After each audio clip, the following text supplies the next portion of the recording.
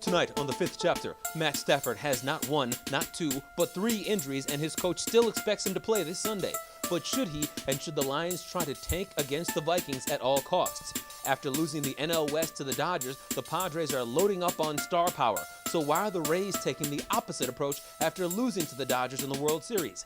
And it's been a bad 2020 for everyone, including sports teams in Detroit.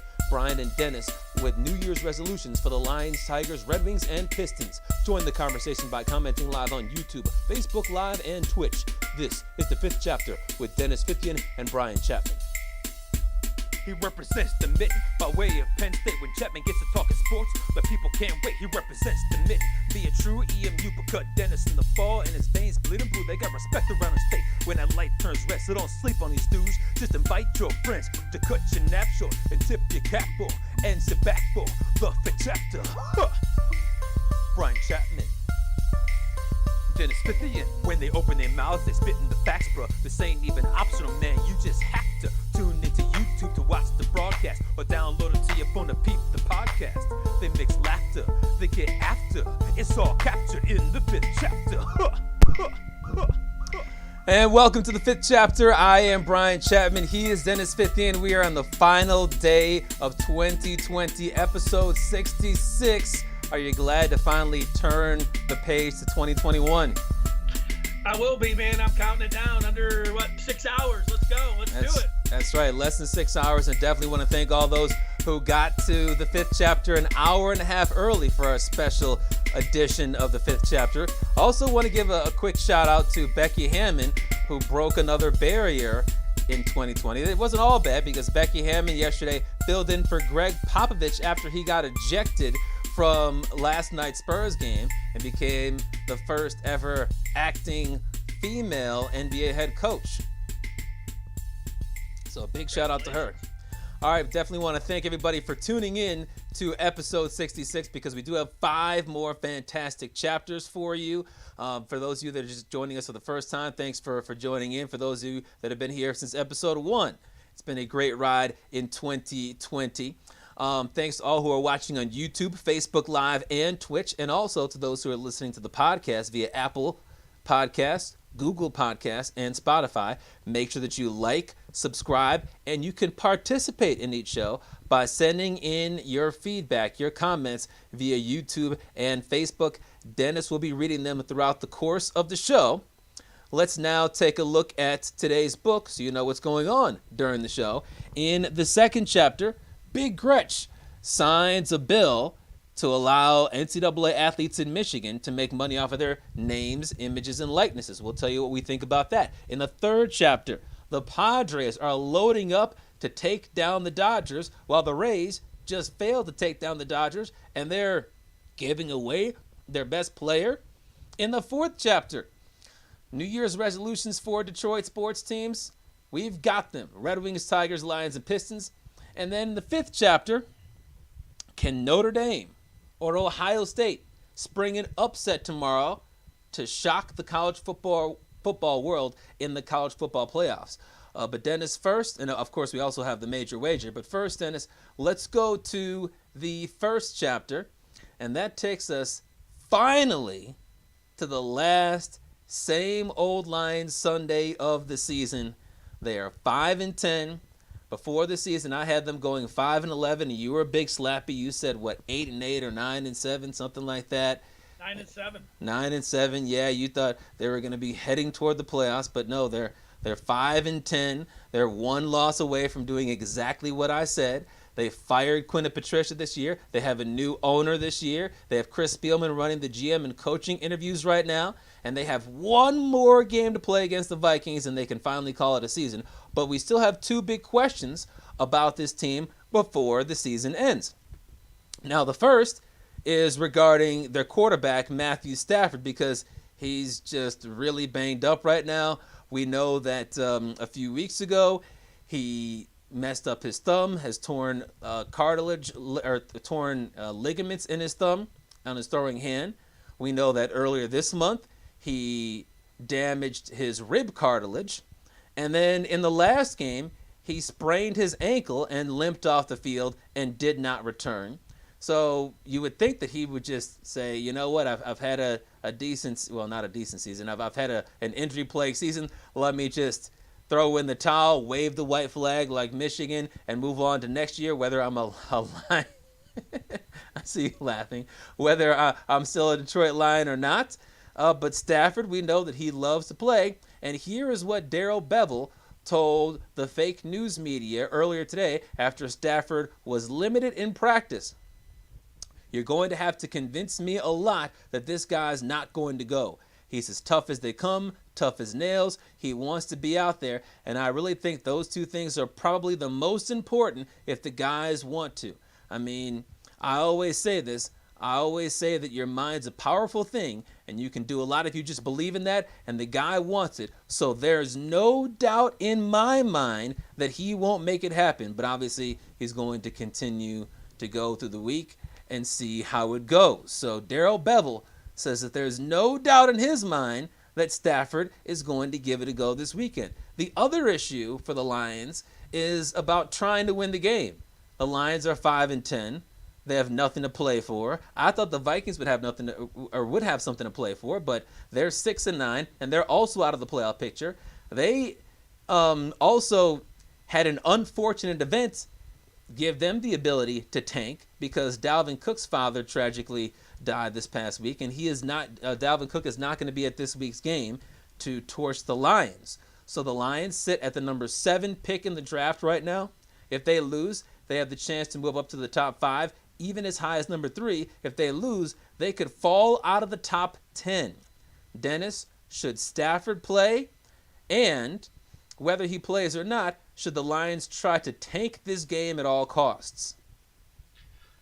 Well, Stafford shouldn't have been playing the last 2-3 weeks. I mean, this is preposterous that we're at this spot. What's worse is that the fans, and Bevell sounds like a fan, like, this guy's so tough. You know, it's not about Matt Stafford's toughness. I mean, this has been established.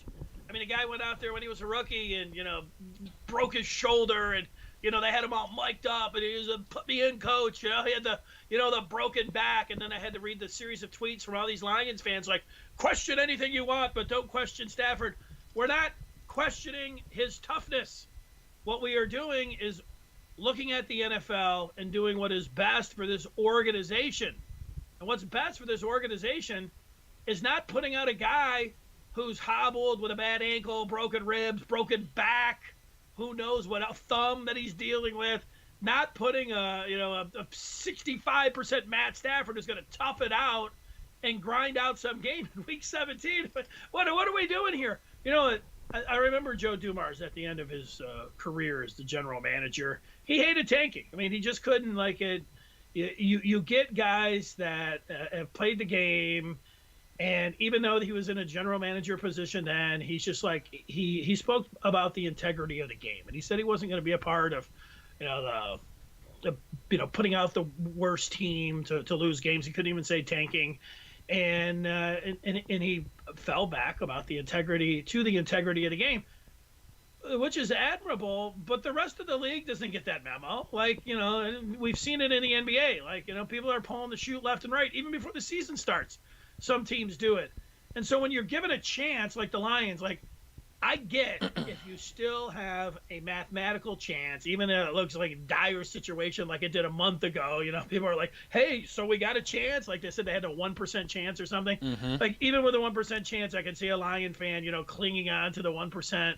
And saying, look, and seeing like the quarterback, I see at that point Stafford, broken down Matt Stafford saying, okay, let's get out there. You guys are still not eliminated. But when you're eliminated and you are injured, that's when you need to, be taken to the sideline. And in week 17, everybody does it, if not the weeks before. So I just, you know what happened last week, chap? To the Lions. Yeah, they got crushed by 40. Yeah, and you know what the Bucs did for the best of their organization? They took Tom Brady out at halftime. Yeah. They didn't need him in the second half. The Lions don't need Matt Stafford. They don't need to put him in harm's way and get him injured for the start of next season if he's going to be here in Detroit, likely, or if they're going to move on from him. They need to protect him. they took some safety this last week, or was it the week before? Oh, J-Ron Curse. Yeah, and the comment from the organization is we want to take a look at some younger guys. Well, let's look at our, multi-million-dollar backup, Daniel, who, has only started a handful of games. Give him some reps. Let's see it. Let's see the backup quarterback actually out there under fired and, in a game. I mean, it's that we're here in week 17 and in game 16 talking about this same thing 2 years ago when he had the broken back. Like you were given an out there. He's got a broken back. You're eliminated from the playoffs. Pull him out. And they didn't do it. And that was an indictment. And they didn't tell anybody either.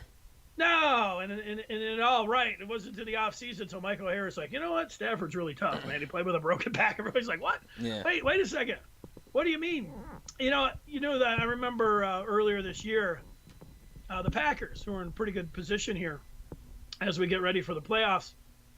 Devontae Adams, the Packers were like, you're not playing, you're banged up. He's like, I'm fine, I'm ready to go. He was all pissed off. He's on Twitter like, I'm good to go. And they're like, no, we're resting you. We need you.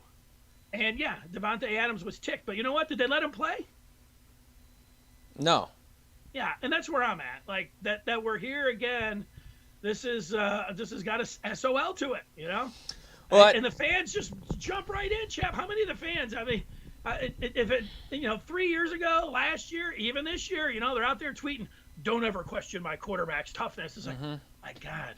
Well, the toughness is obviously not the most important thing. For $27 million per year, you need to be more than tough. You need to be a great quarterback, one of the best quarterbacks in the NFL, and that's not the case. And if you're going to be paying this guy $27 million per year after this year, it does make sense to try to protect him. Now, I think that if Stafford is good enough to play, then he should be allowed to play. I think he should be just like any other player on the roster.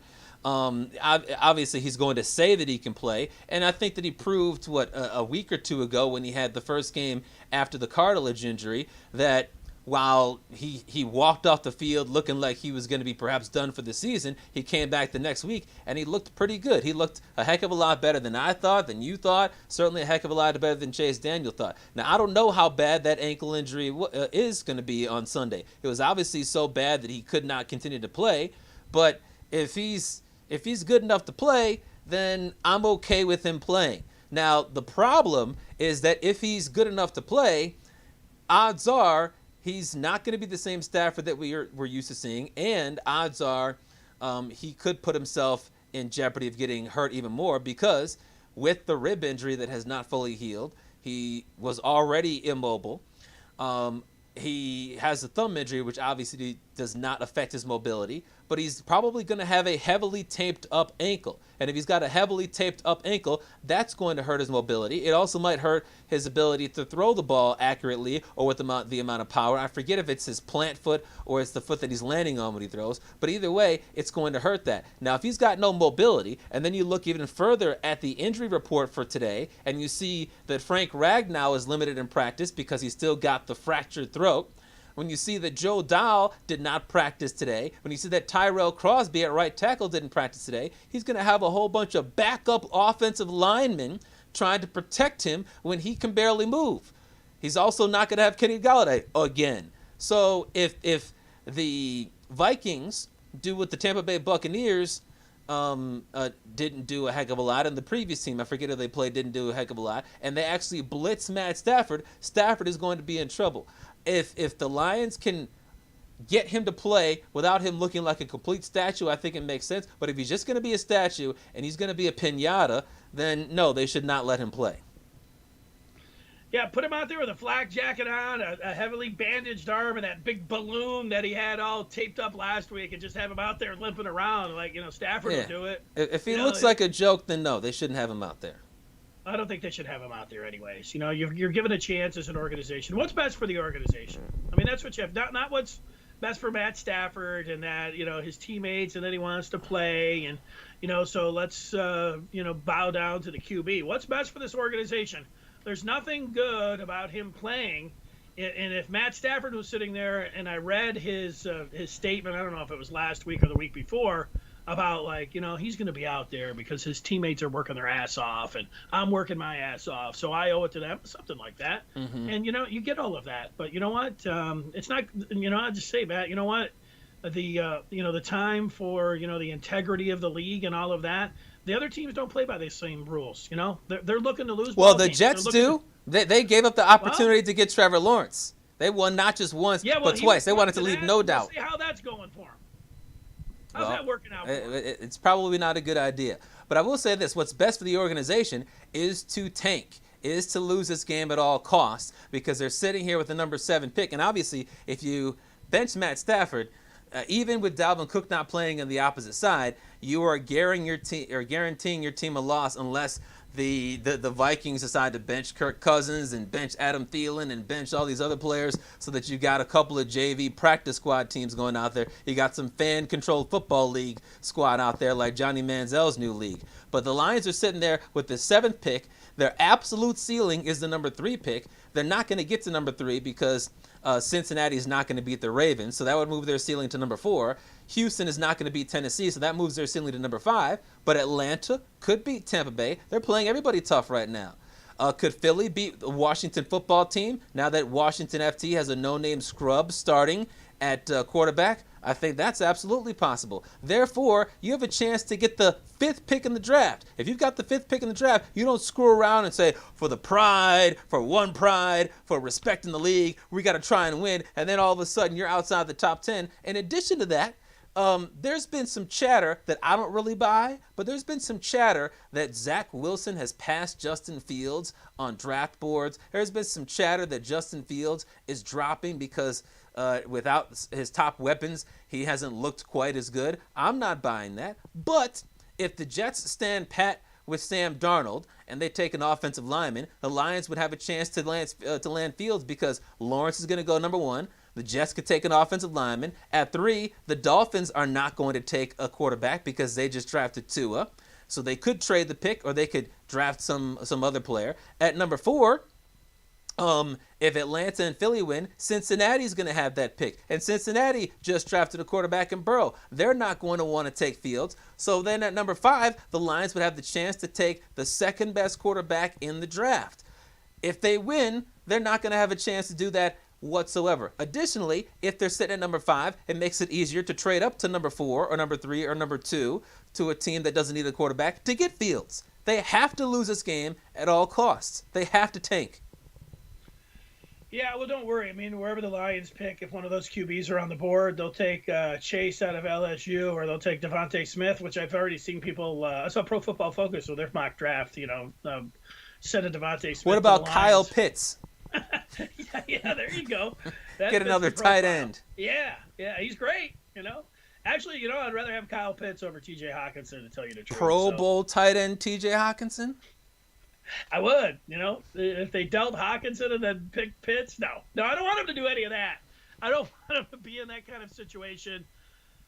You know what? This is we're. It seems like we're here. This is Groundhog's Day for the Lions. That's why they call it SOL. Here we are again arguing about same old Lions. They're gonna put a beat up, banged up quarterback out there, and he's gonna tough it out, grind out, get a win. I'll click on a Twitter at one point, during the game, we'll have a bunch of Lion fans saying draft picks don't matter anyways, or who cares about draft position, one pride, all these different things. That's my quarterback, and I'll see all these people will be telling me just how tough Matt Stafford is, and so I'm ready for it. No, I think they should pull him off the field and not have him play, even if he says he can. Well, what are people telling you on the feedback right now? They're saying Happy New Year, Happy New Year. Sidham, Mark Mays, Happy New Year. Happy New Year. Happy New Year, fellas. We're getting some Happy New Years. That's what we're getting there on YouTube. Happy New Year. Yeah. I had friends were, their last name was Murray growing up, and it was always Murray Christmas, So yeah, that makes sense. You got that thing. You got that same thing going, the Chappie thing. I don't know why I'm scrolling around on Twitter. I was going to look on Facebook, see what's going on there with the live feed. Paul he's weighing in with a little Happy New Year in, sending us a link with a video. Yeah, there it is. Yeah, I nobody wants Stafford to play. Absolutely not. All right, Dennis, let's move on to let's turn the page, that is, to the second chapter. This is a very interesting chapter. It has to do with name, image, and likeness. NIL. This is where college athletes in Michigan, starting in the year 2023, we're coming up to 2021. So in 2023, athletes in Michigan can profit off of their name, image, and likeness. Chap, what's this mean for the state of Michigan? Well, if other states drag their feet and they don't sign a bill similar to this, because I believe 5 other states have signed bills similar to this.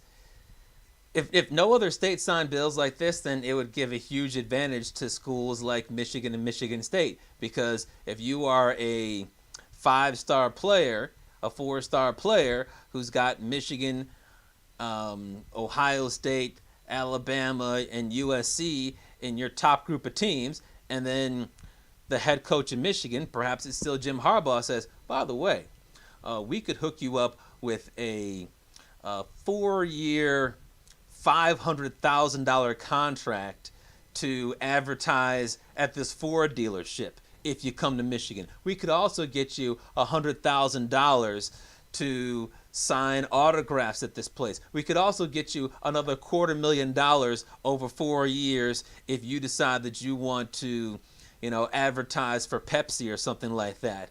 In those other states, they don't allow that. That would players are gonna say, "I'll take your hundreds of thousands of dollars at the University of Michigan." Matter of fact, at age 21, if you're a junior or a senior, they can say, "Hey, wouldn't you love to be the big man on campus, the #1 wide receiver at the University of Michigan, and as a junior start selling ads for Miller Lite? Yeah, why don't you come to Michigan and do that?"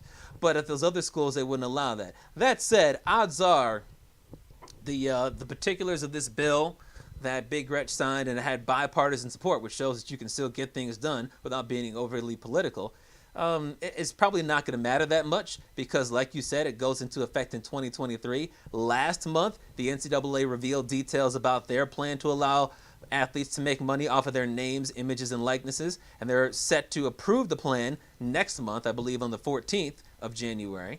You've also got a case going before the Supreme Court this summer regarding compensation, and there's a U.S. Senate bill that was recently introduced that would allow athletes to receive money based on revenue surpluses that their schools generate and give them academic scholarships until they complete their undergraduate degrees. So I think it's a good step by the state of Michigan. It's a step that other states have taken as well. But odds are it's not going to mean much when the NCAA or when the House and the Senate and the presidency decide that they are going to allow athletes to make some money in some other way. This, I think, just pretty much puts pressure on the Congress to allow these athletes to make some money. Yeah, I think those are all good points. I think the other thing is you got to be ready if you're at the University of Michigan or if you're Michigan State to jump into this brand new world or this new world and be ready to get the top athletes and be able to say, look, this is how much money we're going to be able to make for you. Like, the biggest lament of Michigan football fans right now, or excuse, which I hear all the time, is they can't compete with Ohio State, not because of the coach. It's because of the talent that they're getting because they're paying the players, according to, a lot of Michigan fans. And, they believe that. Like, all of the SEC can't compete with the SEC, cannot compete with Alabama. Alabama pays for their players, cannot compete with Clemson because they pay for their players. Well, now you are going to be able to pay the players yourself. So are you ready to do that? Are you ready to have a dealership, and are you ready to pony up with your boosters, via this name, image, and likeness? Are you ready to do that? Or is this just going to be another thing like, well, you know what? No, that's dirty or whatever, even though it's legal. So, it's a quandary or some kind of crossroads here, I think, for a university like Michigan. And you know what? Michigan State, with basketball, Tom Izzo somehow over 25 years, and I don't think he's out there paying players. I think that he has been able to stay above that, and yet now he is going to be able to pay players indirectly. Are they ready? Right. Well, you know what? If you have a booster and he owns a dealership, or even if he doesn't, can you say, hey, you know what? Here's $10,000, just to put your name or show up at our dealership. once or twice. I mean, there's a lot of different ways. Like, that's the way, like, if you're already paying players, and let's just go down the list here. We know, I did quick Google today when this came. DeAndre Ayton, he got $100,000 to go to Arizona. You have Zion Williamson got $400,000 to go to Duke. And Chris Webber back in the day, Ed Martin, who was a Michigan booster, he gave $280,000 to Chris Webber. So money is going to players. Now you can get that money a lot easier. Like if you're sending $10,000, $20,000 to show up to a dealership, it's a lot easier to launder that money to the player if you're giving it to him legal.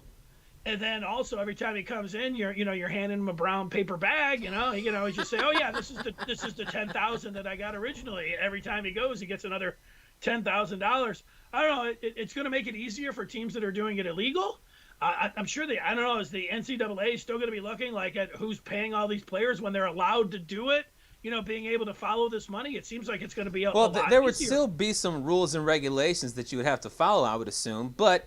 I think that folks would be less likely to break the rules if they know that they can make a lot of money. Two other things that I think could help lure athletes to Michigan, regardless of whether it is legalized throughout the country or not, are two things that we have in this state that other states don't have, and two industries that spend a lot of money on advertising. One would be sports betting. We have sports betting that's legalized in the state of Michigan, and we're about to have, most folks believe next month, legalized mobile sports betting. Imagine if Michigan's trying to lure a 4-star defensive end or a 4-star quarterback, and they say, "Hey, we got this casino that is willing to give you $100,000 a year to say, hey, when I turn 21, I plan to use such and such sports betting app. If you want to be the leader and best, then you need to download this sports bet app, Go Blue." The other industry that we have in Michigan that we don't have elsewhere, or they don't have around the country, is legalized recreational weed. Hey, I'm a 5-star quarterback, starting quarterback for the University of Michigan, John Burlington. If you want my special Go Blue strain of weed, then go down to the dope shop on Main Street and ask for the Go Blue John Burlington weed. And then he could get $50,000, or he could get a cut of each sell that they, every bag of weed that they sell. Yeah, I think you have to be 21 to gamble, to smoke and drink. But do you need to be 21 to advertise? Yeah, I think so. Like, you're not going to have somebody. Have you ever seen anybody in an alcohol ad that's under 21? And when they say afterwards, you have to be 21. Junior or senior? Hey, I'm senior quarterback, and I'm all Big Ten quarterback from Michigan State, Peter Simmons. And I want you to buy this bag of weed. I want you to bet on this sports betting app like I do. Smoke and bet on the Spartans. Yeah, I think there'll be plenty of other, places to go. Like, I don't think, like, when Dwayne Haskins was at Ohio State, like, he would be like, hey, come down and see me at the strip club. Like, I don't think that's going to happen. Why not? Like, go where the big ballers go. Go to big booties with me.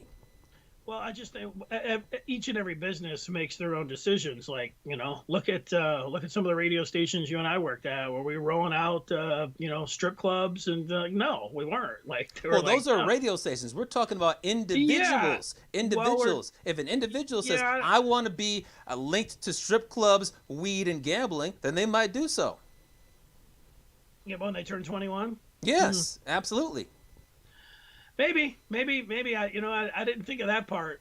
The part that I thought of when somebody was already on campus, like Hunter Dickinson, who I'm getting ready to watch here, and in about 90 minutes is Michigan takes on Maryland to close down the year and try to stay undefeated. If Dickinson right now, he's he was a 4-star recruit.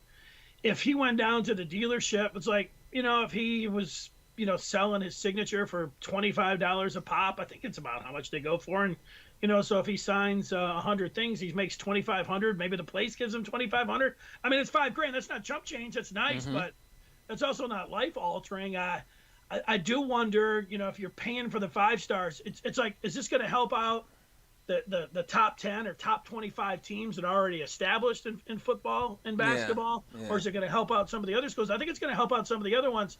I know that there's the mechanism already to pay, and the teams that got it good, but I don't know if they're going to have to put up some kind of cap. But also, I mean, if you got a guy in your own backyard and you're saying, look, man, we'll pay whatever they're going to pay.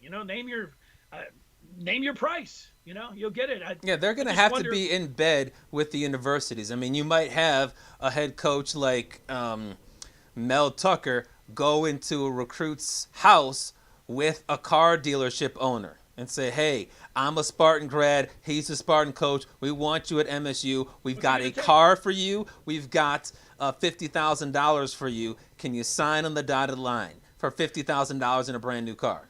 I think you're right about that. And you just look when you start saying, well, that's going to sound like too much. But in basketball, we've just seen it. Like Zion, they were talking $400,000, $800,000 and $100,000 back in the day. It's been 20 years. Chris Webber admitted under oath that he got $280,000. Remember, he was calling it pocket change. He got $280,000. Those are big pockets. Yeah, that's what everybody said. He couldn't buy a pizza. $280,000. So, yeah, it's not like when you start thinking about, the dealership and signing autographs. But no, man, they're funneling the money to get these guys to go and play. They were doing it illegal. Why can't you, if you're a dealership and you have a booster now, say, look, yeah, we're going to give you $100,000 and a car if you sign to play at Michigan State. Mm-hmm. Come on down. That would be a good plan. I think so. Like before we start talking about the strip clubs. Man, you could drive the car to the recruit's house and say, hey, what do you think about this brand new Escalade? Yeah, look at the spinners on that, man. It's getting real dusty in my lot. Sure would look nice in your parking lot. Sure would look nice at the dorm freshman year, wouldn't it? Oh man, I'd hate to give this to another recruit. Oh, look at that in the back seat. Is that a big bag of money? No, it couldn't be, huh? Does it have your first name on it? Oh, wow. Sign this letter of intent. You wonder where it does stop. You did see, like they said, like if you, let's say you're going to Michigan, which is a Nike school, you couldn't cut a deal with, Adidas or something for, on the side for $100 or something. But you know what? If you're a big enough star, like, you've got like, they've got these Airbnbs, screw, staying in the dorm, we got you $1 million crib, you can stay in $1 million crib. Here's $100,000. Here's a car. I don't know. Now that they can Bill Adams Realty gave me this house. They can do it for you too. Why not? Like, you know what? And you just, give it up to the next player. And we don't know where this is going to stop. So, well, I think one of the big issues once you get past the name, image, and likeness is when it comes to paying players straight up. Like I think it was the U.S. Senate bill was the one that was talking about paying players based on the revenues generated by the programs, the surpluses. If you're a program like Alabama, Ohio State, Penn State, Texas, Oklahoma, then you're going to have a lot of money to pay players. But if you're a MAC school, a Sun Belt school, a Mountain West school, you're not going to have as much money. And that could create more differences between the haves and the have-nots. You might have a number 2 wide receiver from a Sun Belt school transferring to a Pac-12 school to be the number 5 receiver just because he's going to get an extra $15,000 per year. I don't know what you do about that if you have a salary cap or something like that. Obviously, there's not going to be a lot of interest in Big Ten schools sending big checks to the MAC so that they can support their athletic programs. But something is going to have to be done in terms of salaries because Eastern Michigan, which is in the same county as University of Michigan, can't afford to pay their football players, basketball players, tennis players the same salaries if they end up doing something like that. Well, I mean, it's already like that. Like the Big Ten schools off the Big Ten network, I think they all get $50 million. So. What about the MAC network? Right. I don't know how much Eastern's getting from ticket revenue or any kind of TV deals. It would surprise me if it was even $1 million. So, I mean, it's already like that with the have and have-nots. The interesting part will be where you have a school like Alabama. At what point, I know it seems like they have an endless supply of money. Are they just going to be able to, throw out, $100,000 here, $200,000 there, $400,000 here. Here's a house, here's a car. Let's just keep it rolling. I don't know how that's going to work. So, That's going to be interesting. I think the other thing, if you're a Michigan State fan, you looked at this, and you're like, wait a second, 2023, Amani Bates, he's going to be eligible to come here in 2022. So wait a second, he's not going to be able to profit off his name, image, and likeness. And if the NBA, which they have talked about, eliminating where you have to go to school for a year, is Amani Bates, and I would think that the NBA, they've with the pandemic, they've kind of put this on hold. There hadn't been a lot of talk about it, but I would think that this would resurface, and I would think that starting in 2022, if I had to guess, that Amani Bates could go right to the pros, and if he could go right to the pros, he's going to be the first pick, and you get $10-15 million to be the first number one overall pick. That's another $30-40 million guaranteed out of the gate before you get to any. The whole 2023 thing that Michigan passed assumes that nothing else happens. And once again, I firmly believe that whether it's the NCAA or Congress, something is going to get passed before we get to January 2023, and the Michigan law supersedes what else has not been done. So you're saying there's a chance that Bates, that they might lift this and he'll be able to get paid if he goes for a year. So well, yeah, I mean, the NCAA has said they're going to be meeting next week or next month to pass their name, image, and likeness rules. Yeah, I would squash that. I can't believe that college is like, if the college, like they're saying this is separate. This is everything you can do outside of school, which makes sense to me. As soon as a college, if you say, I'm going to give $10,000 to Amani Bates, you got to get $10,000 to the every rower on the women's rowing team. That's not happening. That's something they would have to figure out, is whether or not you're going to pay starters more, whether you're going to pay non-revenue sports. Yeah, so it's not going to happen with the colleges. They will block that bad boy all the way through. I'm surprised that they would even put it up. If the government decides to overturn that, because I believe in the U.S. Senate rule, they were saying that surplus money from the athletic department would be used to fund the salaries or whatever for these students. And I don't know whether they would say everyone gets an equal amount if you have, $50 million left over, or they would say you played for a revenue sport, you get a heck of a lot more than the swimming and diving athletes. I don't know. What are people saying on the feedback? They're saying that Title IX will put a stop to this. No, they're not. Let's see. Mark is saying Whitmer is bought and paid for. Players should be able to use their likeness today. He goes on and says 2 more years to exploit the players. What a joke she is. I mean, you could take the opposite tack of that and say, hey, she's the first one that put this through. But, okay. Well, and the other thing is, this law or this bill was passed with bipartisan support.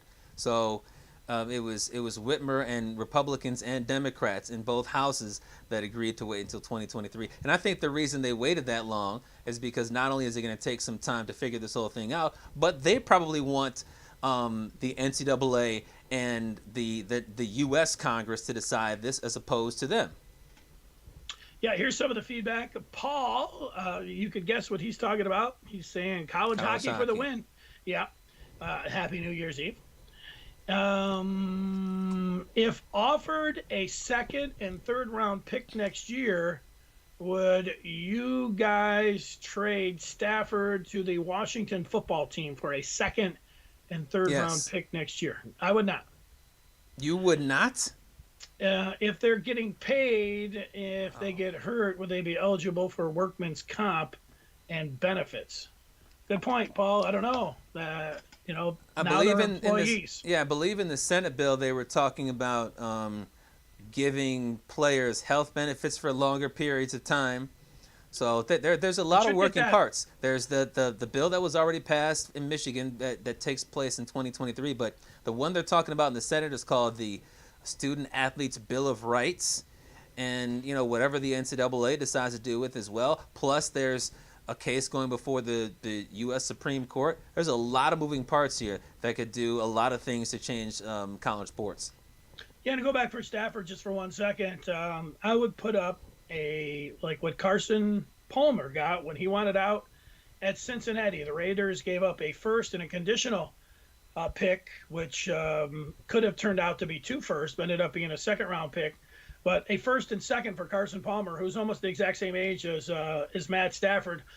You're not just giving Matt Stafford away. I don't think a GM that's coming in here gets a first and second round pick. That's a different story. Second and third, you know what? I think you need to have a first round pick attached to it.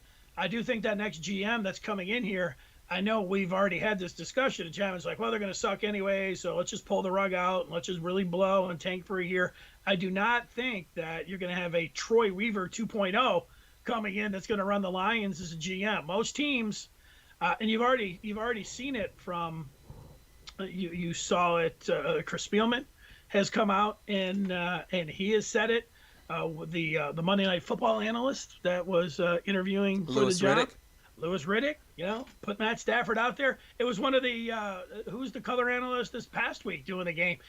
He was adamant, as the Lions were getting blown out. Whoever's coming in here is keeping Matt Stafford. Let's make sure we get that through. Like everybody's saying that, and I believe that. I don't think the next GM, unless you get a king's ransom. And that's not a second and third round pick. You better have something like a first and second round. To me, now you're talking about a treasure trove. You're talking about big time picks. I'm not kicking them to the curb where you're going to have to eat $20 million and you're getting a second and third round pick. You're going to need a first round pick.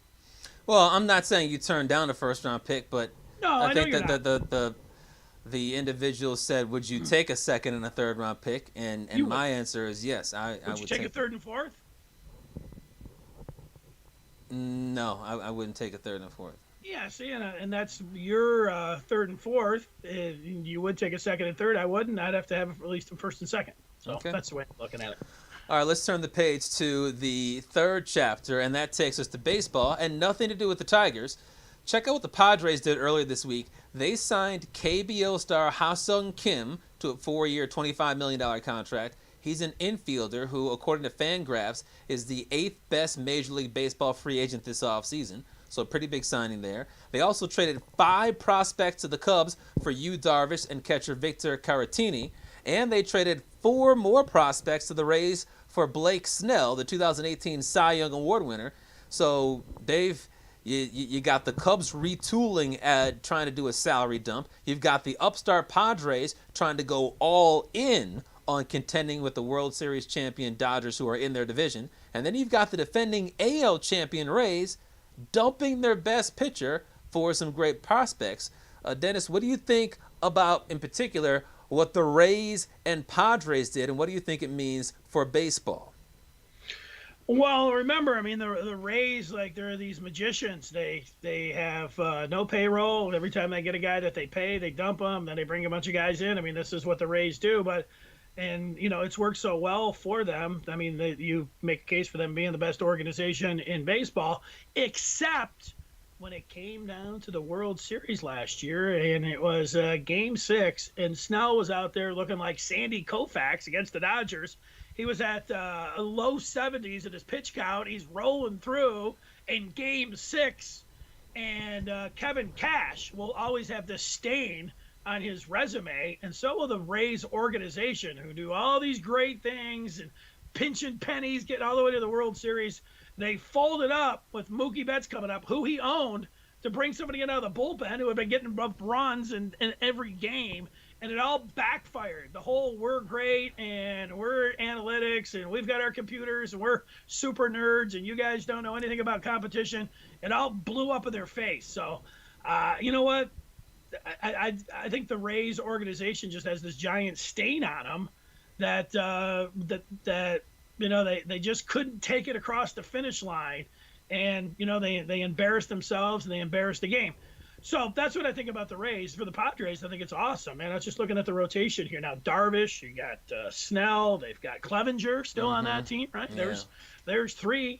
They still have a couple other guys, Komet and Paddock, that are there. That's a pretty hefty rotation. You start thinking about Tatis and some of the other players that they've the Machado. I mean, like, that's a stacked team. Like, Hosmer. I know the Dodgers are awesome, and it's a star-studded team and everything else. And the Braves aren't too shabby either. But man, the Padres can look them in the eye and say, "Let's go." So I think it's awesome for the Padres. And I think the Rays are trying to be like the Rays always are. But, the Rays aren't the little cute kid on the block doing everything cheap. Now they've embarrassed themselves. and I think that that stain they're gonna have to wear that stain for decades. Yeah, I mean, we talked about this during the World Series, or right when it ended. I understood what the Rays were doing because they had done that all year long. So if it ain't broke, don't fix it. But it was not the right decision to take out a pitcher that was rolling, because he gives up, I think it was just one base runner, and you yank him out in the 6th inning. And I heard that perhaps Snell and Kevin Cash had a fractured relationship after that, and that led to them deciding to get rid of him. Yeah, I can understand that too. But I look at the big picture with the Rays, and I say this is why they need to relocate.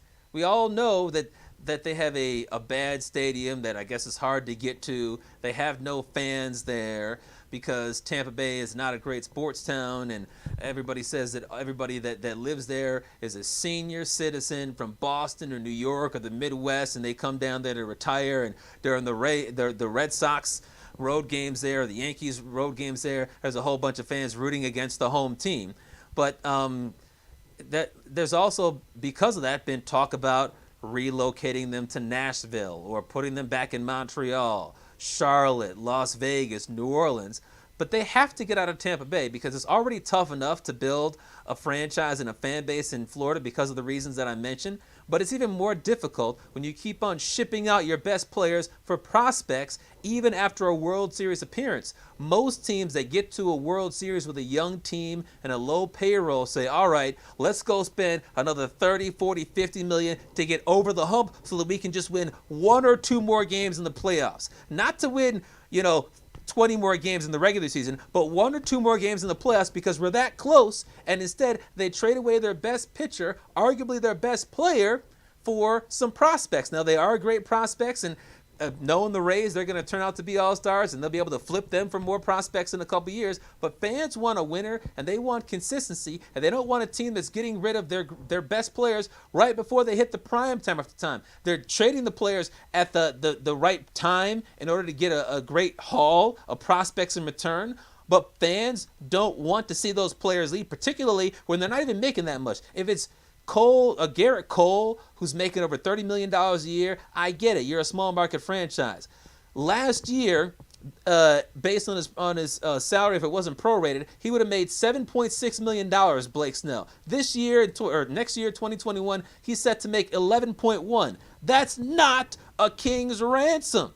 And they're going to ship him away anyway. If you're a fan, one thing you'd like to do, particularly if you're a kid, for Christmas, you say, hey, Mom, hey, Dad, I want the jersey of my favorite player on the home team. Whose jersey do you buy if you're a parent in the Tampa St. Pete area? You want to go buy Blake Snell's jersey? Maybe you did, but guess what? 2-3 days later, he got shipped out across the country. They do this all the time. The only player's jersey who's ever been worth buying is Evan Longoria. He stayed there for about a decade, and then he left. There's no reason to ever buy a jersey of a Tampa Bay Ray, and I think that kills that market. For the Padres, it's like you said. You look at that rotation, you look at that infield, you look at how they were already slammed Diego, one of the most fun teams to watch, and then they go all in with 2 more star pitchers and the best guy to come out of Korea. Yeah, that's what fans want to see. They want to see you going all in. They don't want to see you trading away from more prospects. Not when you're a top team. Yeah, well said. For some reason, I can't center myself on this video, but I'm working on that. Yeah, no, you're right on. And the part about, how can you expect, the old people down there are having a hard enough time remembering the lineups name. You trade everybody out. Hey, we got a bunch of prospects. You're like, what? Yeah. Yeah, I don't know. Like in Detroit, we have a terrible baseball team, but fans still love Miguel Cabrera. Like you and I can say he needs to be moving down the order. You shouldn't be hitting third, but fans can still say, "Hey, I like Miguel Cabrera. Look at what he did back in the day. He hits a home run. Oh yeah, he still got it." And a kid might say, "You know what? Give me a Miguel Cabrera jersey. Give me a Miguel Cabrera bobblehead."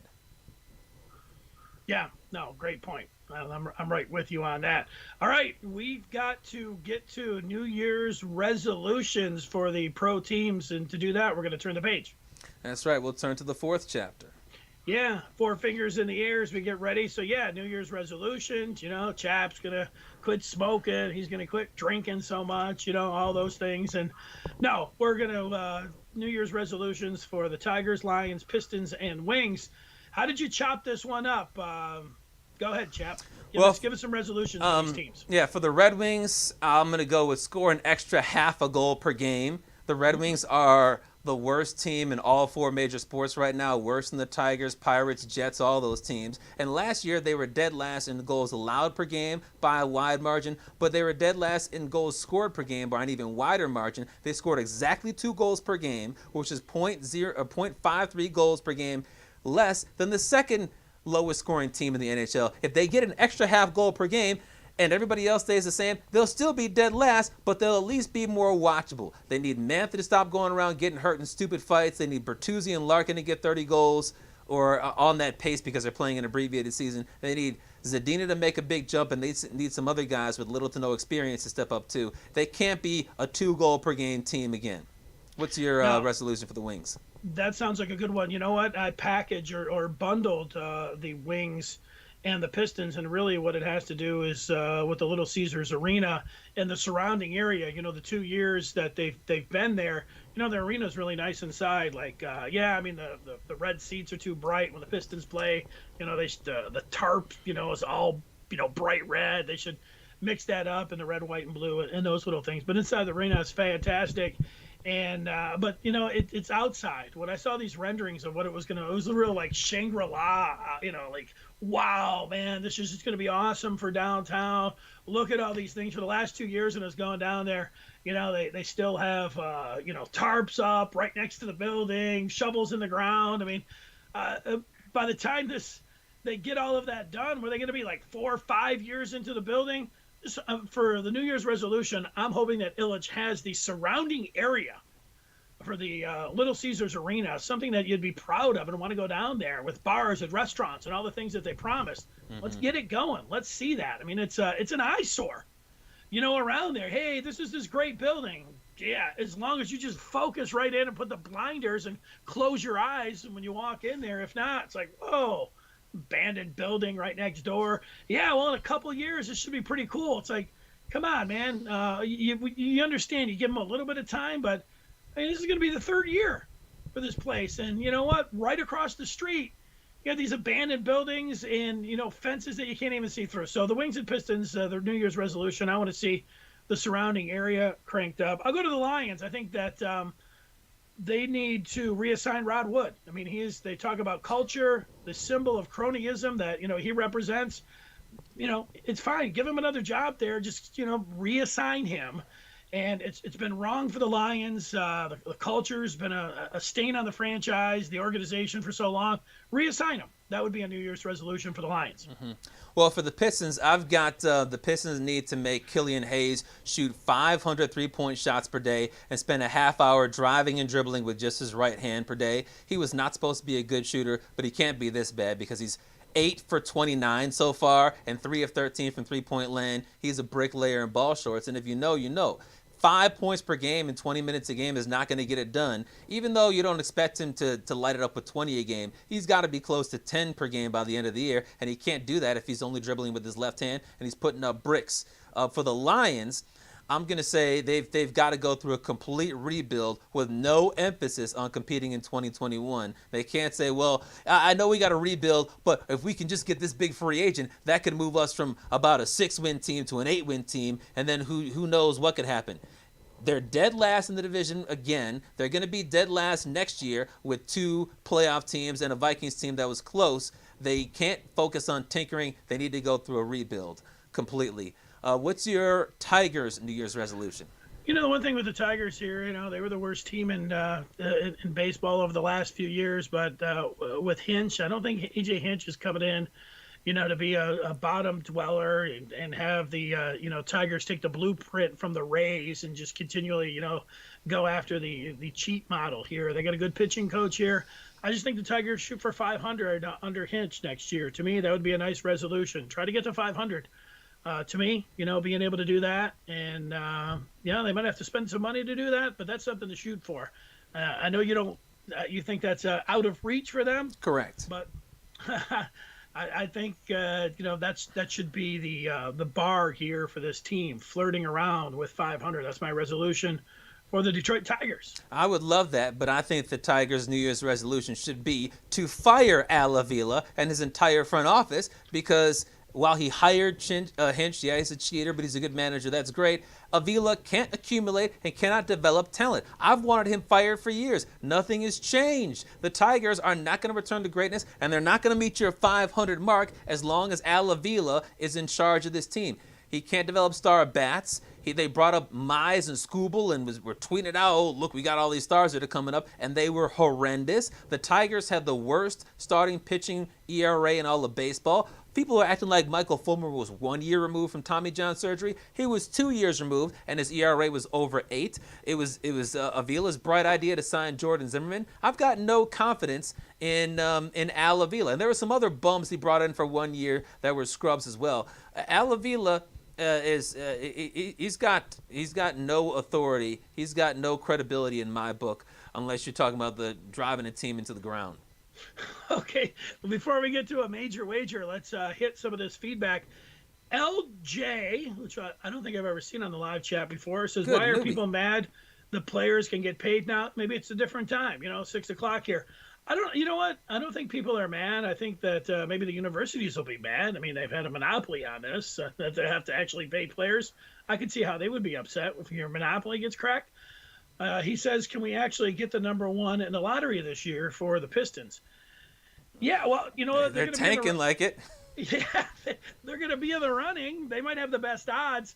And I know just what we've seen from the Pistons and Wings over the last, people feel burned when it comes down to lotteries, and it's perfectly understandable. So, it's one of these things that there's no guarantees when you get into the lottery. I mean, that's the one part. Everyone's like, yeah, let's tank. And they're like, the tanking sucks. Well, there is a guarantee. And even when they got down there, Yzerman's taking guys that, they might as well have had a 500 records. Like, nobody had this guy pegged for a top 5, top 10 pick. But the guarantee is not that you're going to have the number one pick. In basketball, for instance, the guarantee with the worst record is you're going to have a top 5 pick.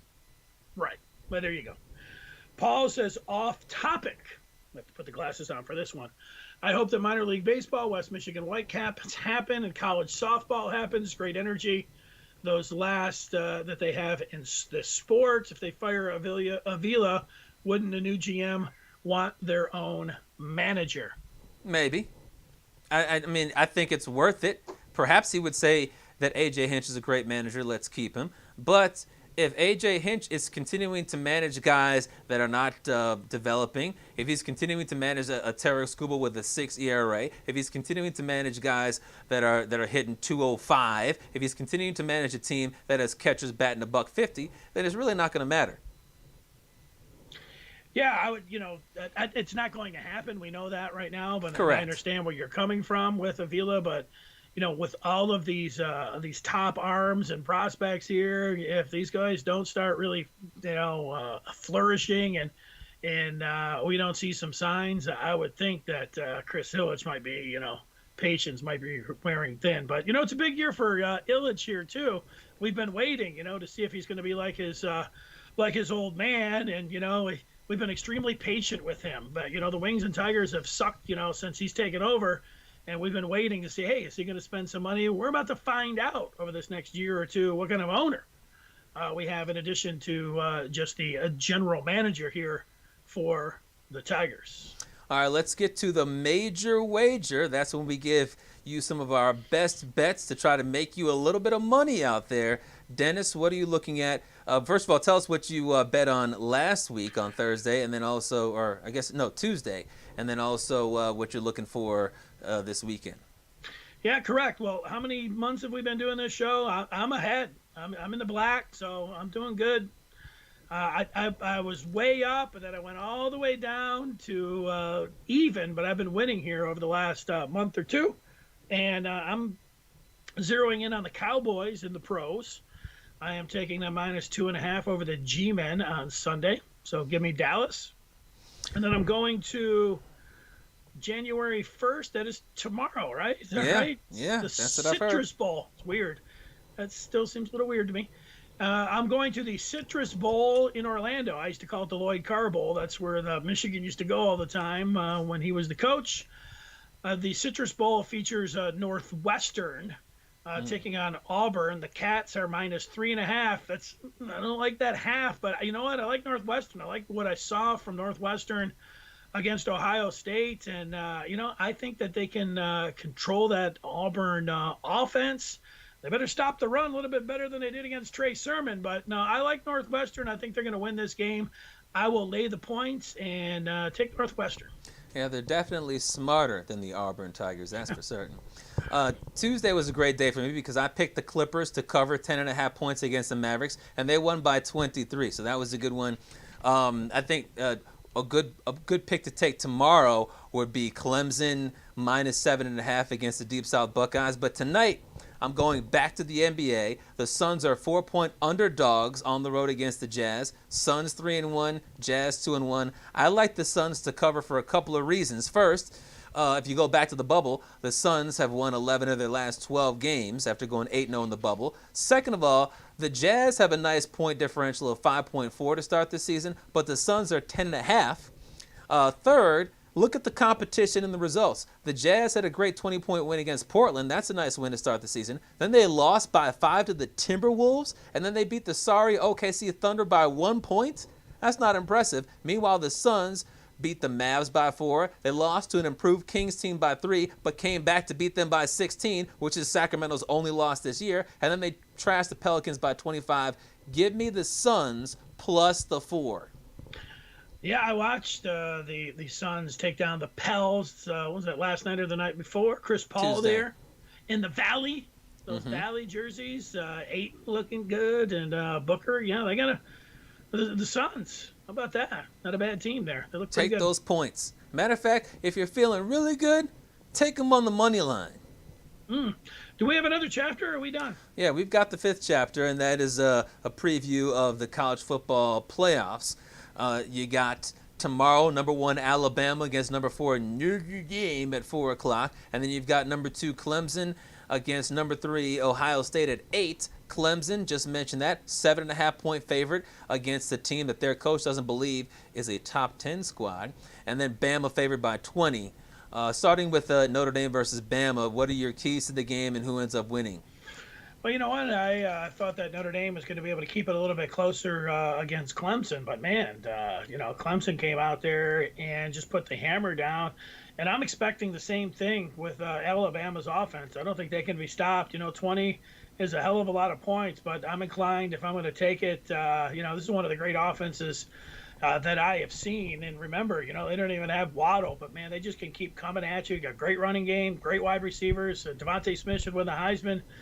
Jones looks awesome, and for that, I don't think Notre Dame is going to be able to stop. I like Ian Book.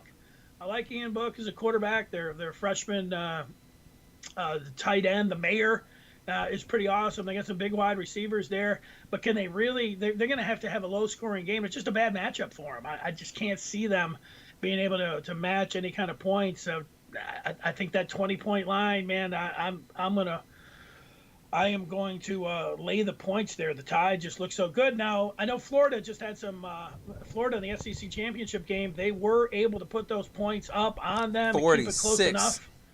But I think the Tide here, man, you're going to have to get to 40, and I don't think Notre Dame's going to be able to do that. And I'll lay the points in this one. Yeah, I would too. I think it's going to be a blowout. I said this a week or two ago that there are basically 3 tiers of great teams in college football. Tier 1 is Alabama and Clemson. Tier 2 is Ohio State because they're undefeated, but they hardly ever play football, so we don't really know how good they are, and their strength of schedule was so weak, and we don't know who's going to be playing in tomorrow's game. And then Tier 3 is whoever the committee decided was the 4th best team in the country, whether it was Notre Dame, Texas A&M, Florida, Oklahoma, or one of those non-Power 5 teams, and they went with Notre Dame. If you believe in those 3 tiers like I do, you already saw what a Tier 1 team could do to Notre Dame. They beat them 34-10. So if they lost by 24 points to one Tier 1 team, I would assume they would lose by a similar margin to another Tier 1 team. Notre Dame's not going to have the luck of the Irish with the opposing team starting quarterback missing the game due to coronavirus protocols. If I'm Alabama, I'm probably not even going to test anybody anymore. Like, hey, everybody's good. We're not going to do any day before testing. We're not going to do any game day testing. We think it's a hoax anyway. Nick Saban survived it with ease. No coronavirus. Let's just move on. For the other game, I think this one is a more interesting matchup because you got teams that have been playing in recent years. The Buckeyes want revenge. You got Dabo Swinney. Whoa! You got Dabo Swinney talking trash about Ohio State's schedule. You got the Clemson offensive coordinator not allowed to participate in the game because he got Tony Elliott. He tested positive for Rona, and they've got a new play caller. Justin Fields suffered a thumb injury against Northwestern. Nobody knows how severe that injury is. And once again, nobody knows how many players are going to play for Ohio State. It seems like Chris Olave is going to play, but who else is going to play and who else is not going to be able to play for the Deep South Buckeyes? But I look at Clemson as being able to win by double digits. Yeah, I do too. You know, the one thing, if I knew that Justin Fields, that thumb, I mean, that thing, that doesn't seem like something that's just going to heal up in a week or two. So, I mean, that would be the hard part of saying, hey, we'll just ride Trey Sermon and we'll just hope Fields can be a game manager. They need Fields to be out there firing on all cylinders. You know, there's the one part with Ohio State. Dabo did have a point about, like, only playing 5-6 games, being rested, being able to spread it out like that. I mean, this should be a totally fresh team, but because of the coronavirus, I don't think it's going to be like that for Ohio State. I mean, that's why they've who knows who's going to be out there for them. But I think the Fields injury is the one where I just look at Clemson right now with Lawrence being back and the way they've got it going here. I think they should be able to get by without Elliott as a play caller for one game. And I would say that I like Clemson by double figures as well. Yep, I think we're both on the favorites, and then we can get to the real matchup on the 11th. Yeah, well, we'll just wait for that one, right? Yep, that'll be next year. Yeah, well, hey, we'll join us next year. We'll see you in a year. That'll be Tuesday on the Fifth Chapter. Everybody have a great night. I'm off to watch Michigan here. Happy New Year. Keith missed the party. Yeah, where are you at, Keith? Yeah, Happy New Year to everybody. Happy New Year to you. Or, I'm sorry, Chap. Chappy New Year to you. Yes, Chappy New Year to you and the entire Fithian family, and to all of our viewers and listeners out there. Chappy New Year. Yeah, we'll crank it up in 2021. I'll be asking Chap for a new rap to lead in, so we'll see what he comes up with, see if he's going to do something before Tuesday's show. We will talk with you next year. Thanks for watching. For Brian Chapman, Dennis Fithian. Good night.